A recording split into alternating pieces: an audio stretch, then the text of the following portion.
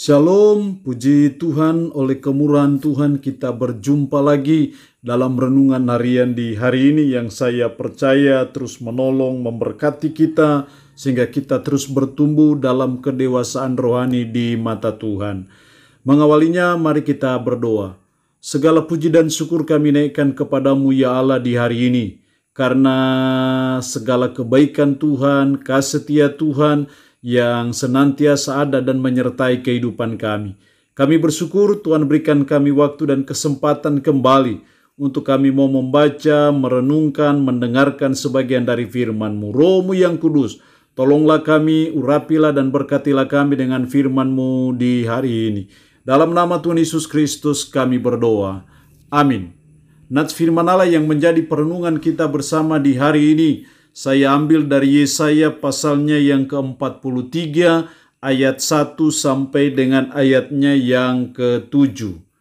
Yesaya 43 ayat 1 sampai dengan ayatnya yang ke-7.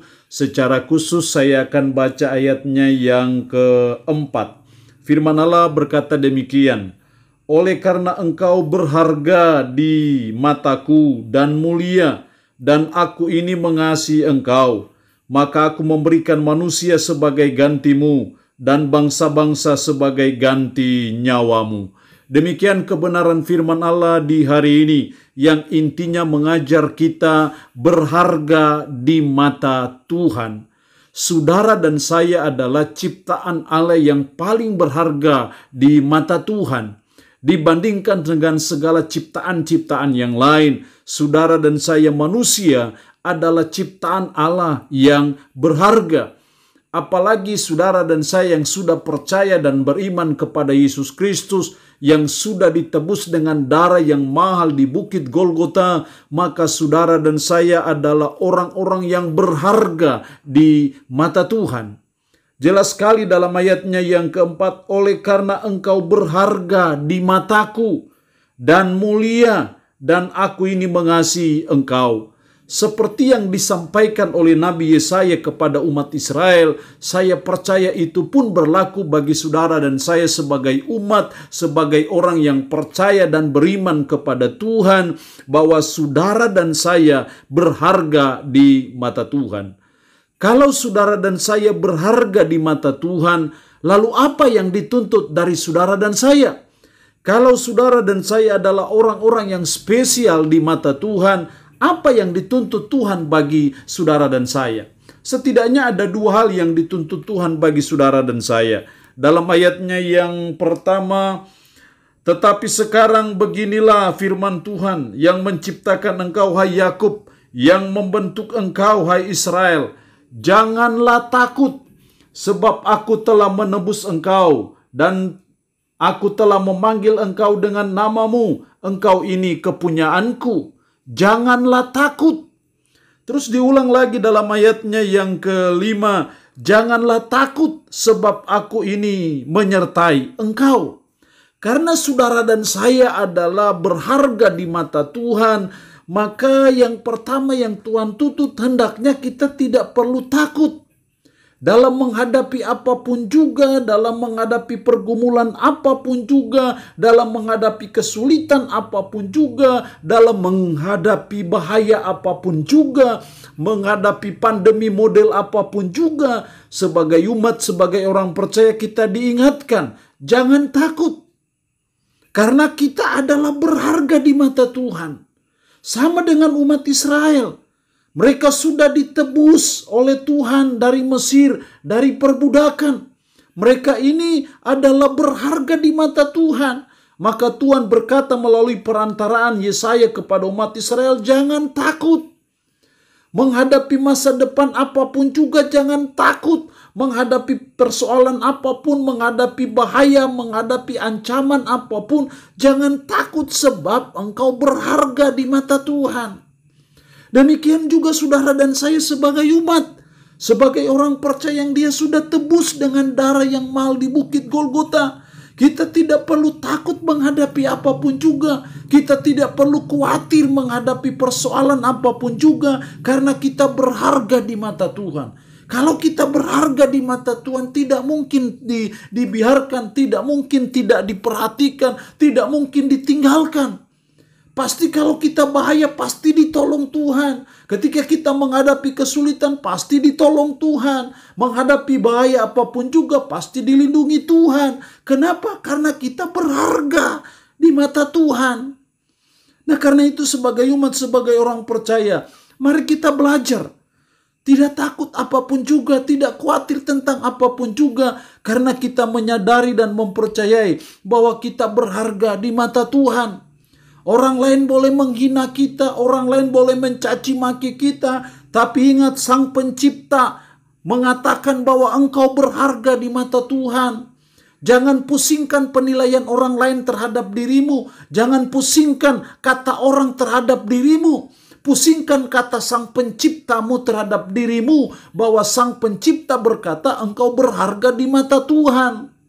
Ini yang harus kita pegang sebagai umat, sebagai orang percaya, sehingga kita tidak takut karena kita berharga di mata Tuhan.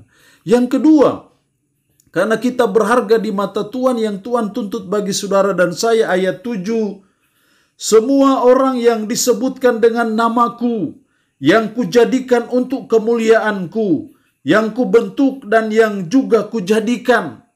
Perhatikan di situ dalam ayat 7, yang kuciptakan untuk kemuliaanku.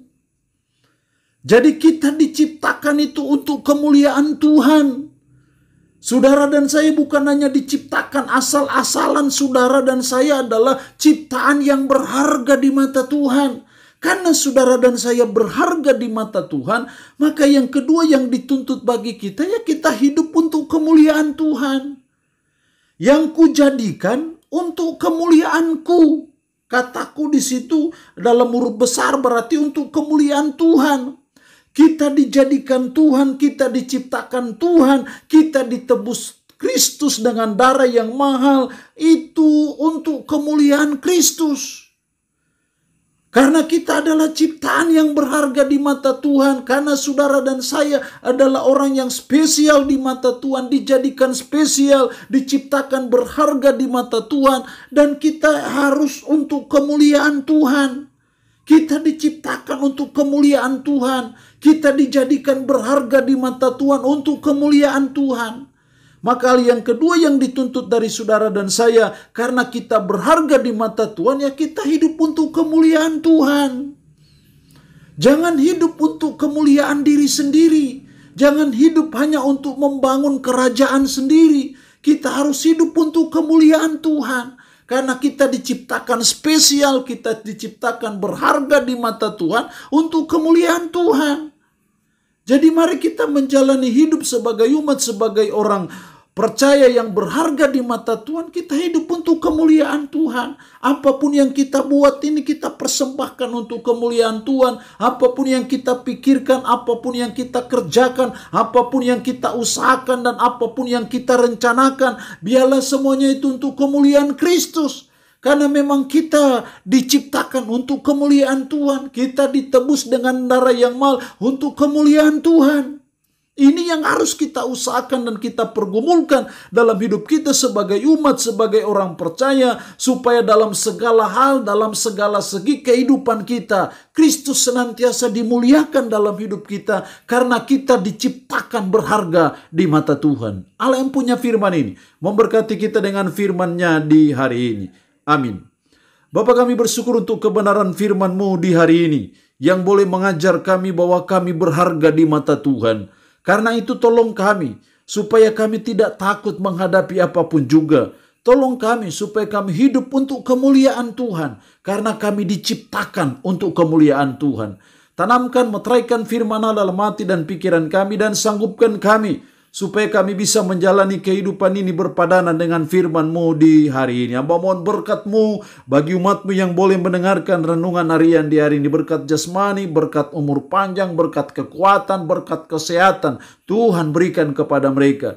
Secara khusus hamba berdoa umat-Mu yang saat ini dalam keadaan sakit, dalam nama Yesus, Tuhan lawat, Tuhan jamah, dan Tuhan sembuhkan sakit penyakit yang mereka derita. Terpuji-pujilah nama-Mu ya Tuhan. Dalam nama Tuhan Yesus Kristus kami berdoa. Amin. Shalom, sampai berjumpa lagi dalam renungan harian edisi berikutnya.